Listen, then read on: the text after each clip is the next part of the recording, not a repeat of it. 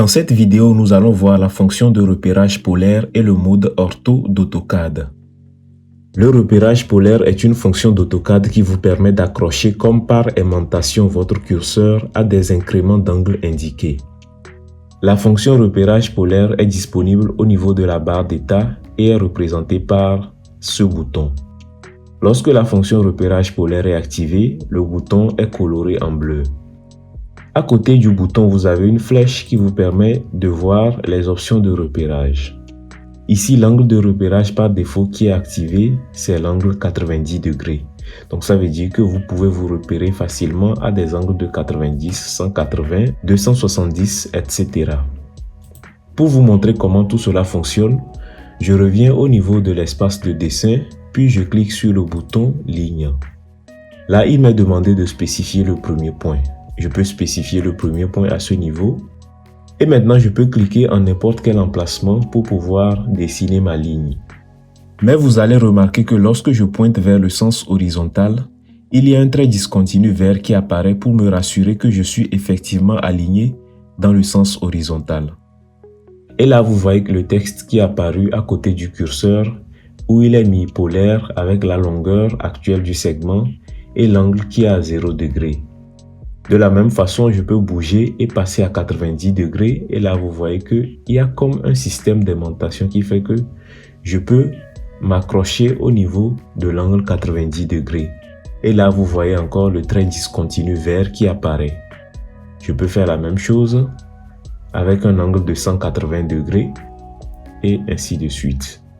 Ici, je reviens à 270 et là à 0.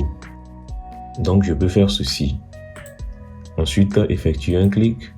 Et là, vous voyez que je trace des lignes parfaitement horizontales et verticales. J'appuie maintenant le bouton échappe pour quitter la commande ligne.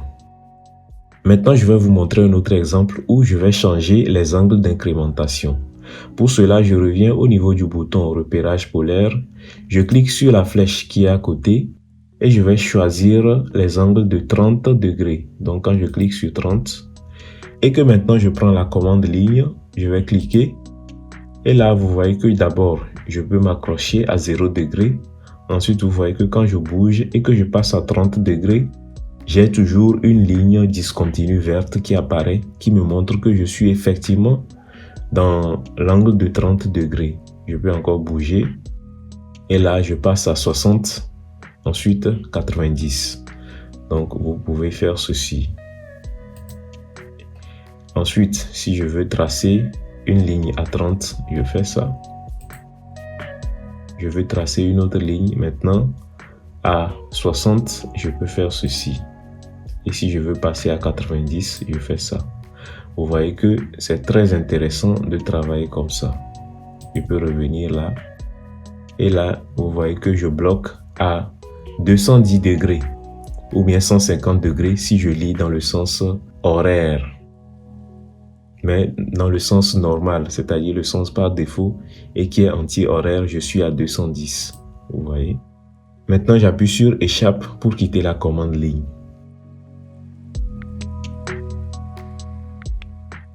À présent, nous allons désactiver la fonction de repérage polaire et vous allez voir que lorsque je reprends maintenant ma commande ligne, je fais ceci, mais je ne suis pas sûr d'être parfaitement à 0. C'est un peu plus compliqué.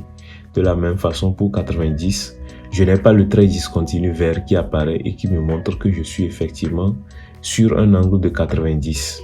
Dans ces cas-là, il va falloir que je saisisse manuellement les angles. Et ça, ce n'est pas intéressant.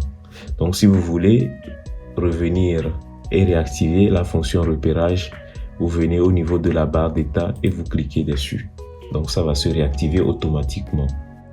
Je vais revenir à l'angle 90 degrés qui est l'angle par défaut. Si de votre côté vous ne retrouvez pas le bouton de repérage polaire, allez tout en bas à droite au niveau de la barre d'état, puis cliquez sur le bouton personnalisation. Ensuite, vous allez cocher la ligne repérage polaire.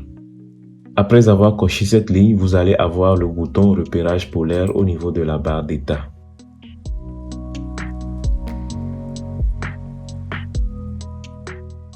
Dans cette partie, nous allons voir ce qu'on appelle le mode ortho ou l'ortho-mode. Le bouton correspondant au mode ortho au niveau de la barre d'état se trouve à côté du bouton de repérage polaire. Donc c'est ça qui est représenté par l'angle droit. Si vous ne retrouvez pas le bouton ortho-mode, allez au bouton personnalisation situé tout à droite de la barre d'état, puis cliquez dessus. Ensuite, cochez le mode ortho et vous allez avoir ce bouton-là qui va être affiché. Le mode ortho sert à dessiner uniquement des lignes horizontales et des lignes verticales. Actuellement, il n'est pas encore activé, c'est pour ça que le bouton n'est pas coloré en bleu.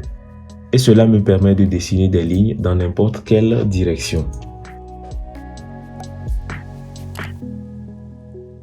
Maintenant, vous allez voir, lorsque je vais activer le mode ortho en cliquant dessus, automatiquement la fonction repérage polaire va se désactiver.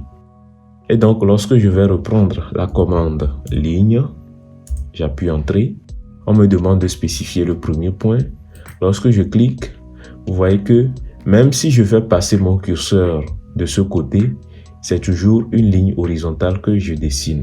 Donc, même si je fais un clic ici, vous voyez que c'est horizontal. Là, je peux aller verticalement et je peux cliquer. Donc, je n'ai pas la possibilité du tout de tracer des lignes obliques. Donc, c'est ça qui correspond au fonctionnement du mode ortho. Maintenant, si je veux changer de mode, je reviens ici et je clique sur repérage polaire et là, je peux reprendre mon dessin avec des lignes obliques.